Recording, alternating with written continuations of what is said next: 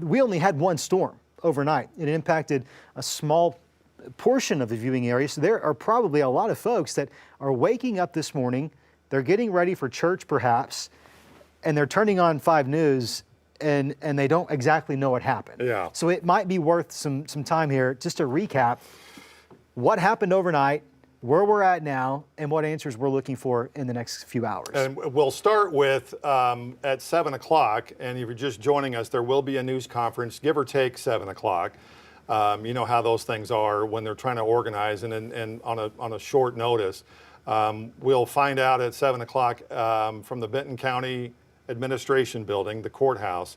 All the leaders and experts and officials and so forth will be all gathered there to tell us exactly what happened. But this actually, and I watched this last night. I watched you guys last night. I watched it come just north of Tulsa, and it stayed all the way through us to the other side of the state. It's still got a tornado warning on it right now. It's still one single supercell has a tornado warning on it right now, nearly 5 hours later. Can you believe that? 5 hours later. I'm looking at some radar data offhand over there. It's north of Jonesboro now. This supercell dropped a tornado outside of Tulsa, and at multiple junctures between Tulsa and now nearly just to the north of Jonesboro continues to produce at least rotation strong enough to warrant a tornado warning, probably tornadoes at multiple points. It was just one supercell that moved through. We know of at least 3 tornadoes in Benton County based off of debris signatures being lofted into the radar. Whenever you see debris up in the air, whenever radar detects that, the Weather Service will consider that confirmation enough to say, yep, likely a tornado. And we know we've had 3. A couple near Decatur, that's right, 2 actually different tornadoes. Another in the Rogers area. That same storm, as you see on live radar right now, moving north of Jonesboro, still causing a lot of problems. I just don't, it's on the southern flank there. There's not a lot to undercut it. I just don't see a weakening just yet. That thing may move over into Tennessee before it finally decides to weaken and die out, but it has not done so yet, and we are going on 5 hours. And it actually came into Benton County a little after midnight, 1 o'clock this morning.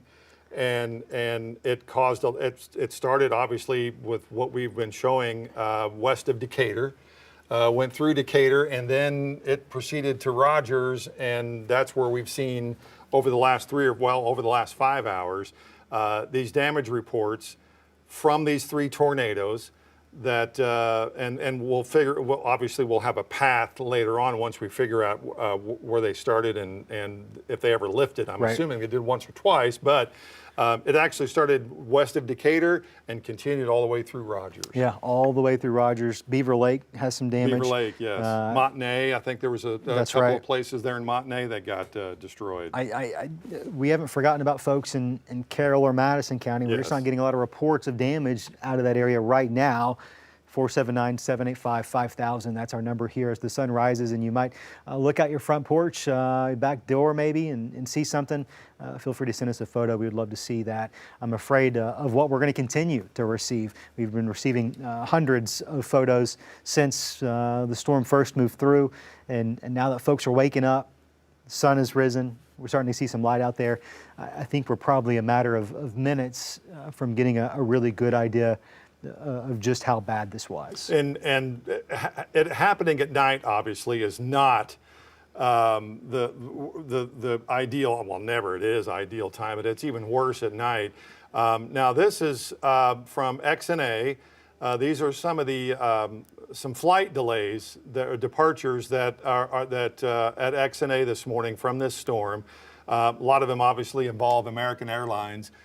So if you're on one of these flights and you were supposed to head out soon, it looks like they're being delayed at least 2 or 3 hours. I'm assuming that's what this is, that these flights that are leaving from XNA to DFW and Phoenix, and not sure what is that. DCA is Dallas. Washington, D.C. D.C., yeah, okay.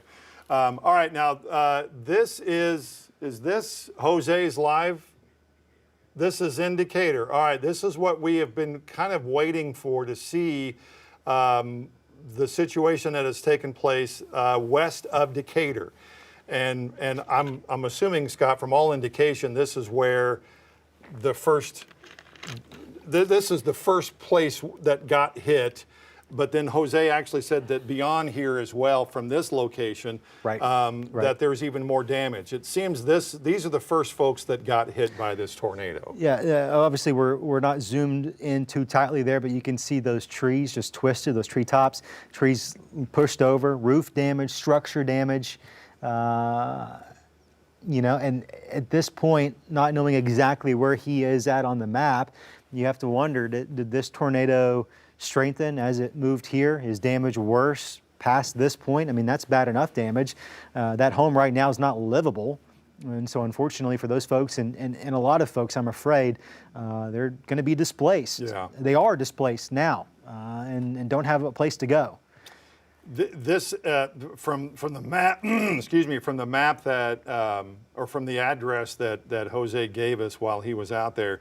If you go out Carlton Road, you go past Chestnut Hill Farm. It's about a half mile to a mile past that is where we are with this.